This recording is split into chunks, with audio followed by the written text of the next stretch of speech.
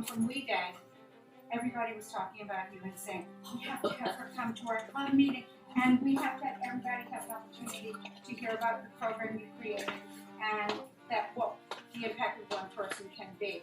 And so Harshini's program, she's going to explain all of this to you guys, and know that she's your peer. She just lives across the way in West Windsor. And so with that, this is Harshini. Take it away. Yeah, so hi. I'm just gonna show you guys this video before we start. You guys obviously saw like the whole video thing, but you probably don't know about artistic arts in like They haven't seen this yet. yeah, in like its very baby stages. So we did. So oh yeah, this is Benjamin, and that is Raghu. So yeah.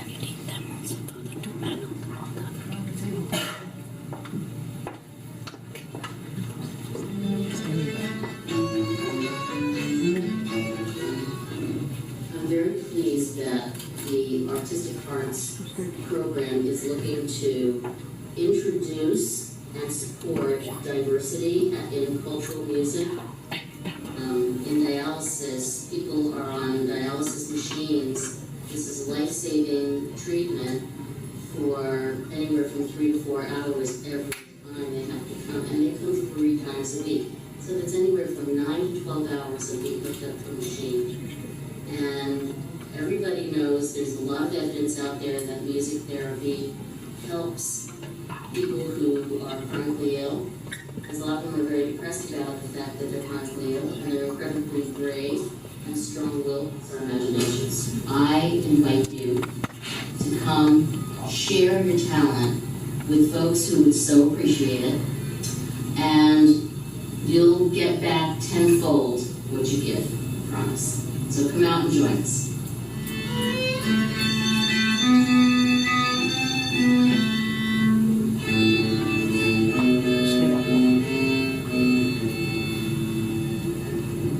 Alright, yeah, I'm sorry that was really shaky, but this was like when Artistic Arts basically had only about 10 registered volunteers. It was like basically me, some of my friends, and like 1 or 2 other people who I didn't really know. And we were just, trying to get some hours in for college, yeah. So, do you guys want to like talk about what your first thoughts about the program were? Like, I know we never really talked about it, but like, yeah. So when I first created the logo for Artistic Oh, wait, yeah. Arts, Are you guys familiar? This is like the, I don't know if I can open it, but you guys see that? yeah. That's like our logo thing, and like Raghu made that, so he's gonna talk about that. Yeah, so when I made the logo, little did I know that I was going to touch so many people's hearts.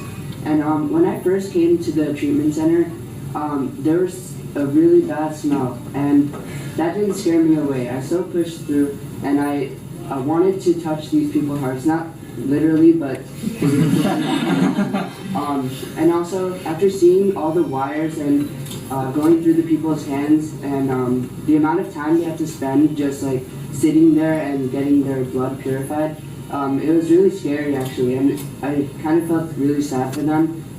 It was really boring. And throughout the way, I met a lot of compassionate and motivated people that were as motivated as me to bring good to the community. You want to talk about like your like multicultural? Yeah, so I played the mridangam. It's a Indian classical drum. You might have seen it on the video. And yeah, so I just showed what the drum was to all these people who probably didn't know about it. Ben, do you want to talk about your first thoughts? Oh, sure. So hi, I'm Ben. I'm a member of the posse. Does anyone here play violin? Just wondering. Anyone? Yeah. No, right. do you How do you guys play instruments or like perform? Oh, that? So is everyone else like band or piano? Yeah. Kids over to So my I'm a high violinist school. for 8 years, and prior to Artistic Arts, I performed in venues for concerts and recitals. But when I started this program, I was introduced to like a different kind of performance. There wasn't anything flashy. There wasn't like huge auditoriums full of people, but it was a more personal kind of performance, and it just felt kind of rewarding to be able to perform and like comfort people on like an emotional level. And And I just liked it the first time I came back.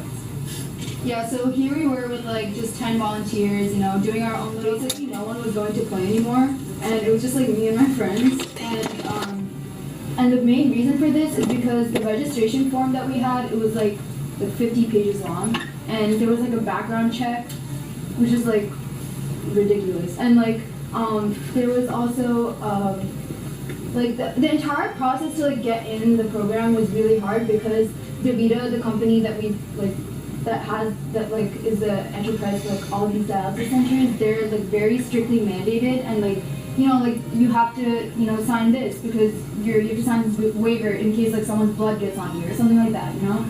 So it was just such a hard process to like get in and get. I was like basically an emotional wreck because I didn't have a plan B at all. Like I just thought like, okay, 50 launches now, 150 next month, like 200. Like I was just counting numbers. And I wasn't really thinking about like the process. I got this opportunity to present a video for Matt Henn, who's like the VP of this company, and the video basically highlighted like all of these pitfalls. And it turned out like he was the biggest champion of this cause, and he made the registration form just one page, and there was no, like right now there's no background check required. And oh yeah, another thing was like the age that you had to be like, there's an age requirement of like 16 years. So the problem with that is like freshmen and sophomores weren't really able to volunteer, and juniors and seniors were the only ones, and like they already had their volunteer hours, so it kind of doesn't make sense to, you know, like start this long haul like right when you're a junior, especially with like SATs and stuff like that.